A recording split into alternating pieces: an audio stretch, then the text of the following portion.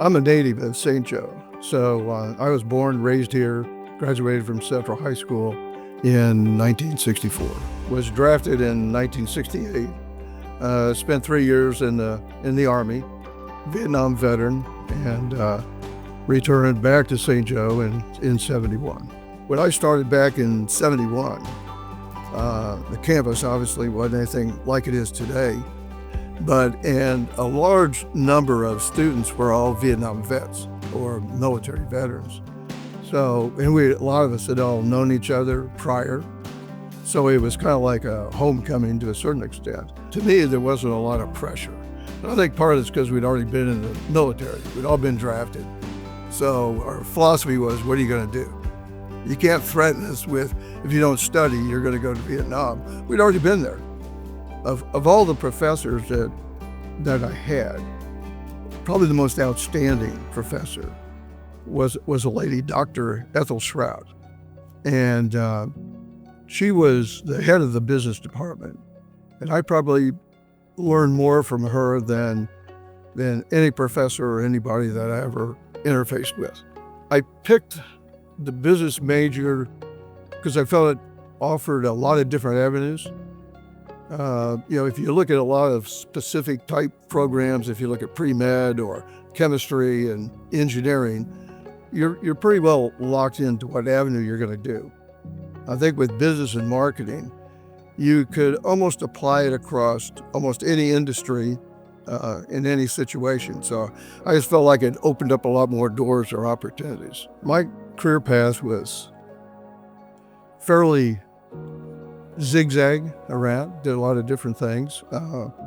When I graduated from Missouri Western, first job I had was here in St. Joe with a company called Bodyguard. It was owned by U.S. Divers. And then from there, I went to Kansas City, worked for Midwest Research Institute for about a year or so. From there to Kearney, Nebraska, worked for Rockwell International. It was a large valve plant for the Alaskan pipeline. And then left there, came back to Kansas City, worked for Arthur Young and Company for about 9 years as a consultant in their manufacturing consulting group, and then went to DST and finished up there after 25 years. I think the key thing is you start to look at the alumni that have graduated from here and you see what they're doing. Where have they gone? And that to me is the real selling point. I mean, there are some people out there that are just doing tremendous things over the years.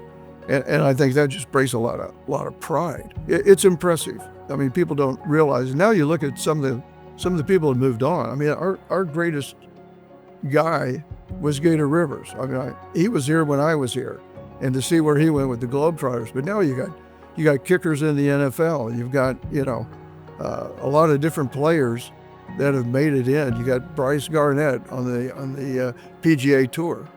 It's pretty nice, pretty impressive. People talk about success, and I think success is the process. Because people ask you, well, what would you do different? I don't know that I would have done anything different, because everything I did, something attached, made me think or do something to change or whatever. So it was this crazy process that I lived that ended up wherever I went or whatever I had the opportunity to do. So I always say, God had a plan, and I'm just living out his plan.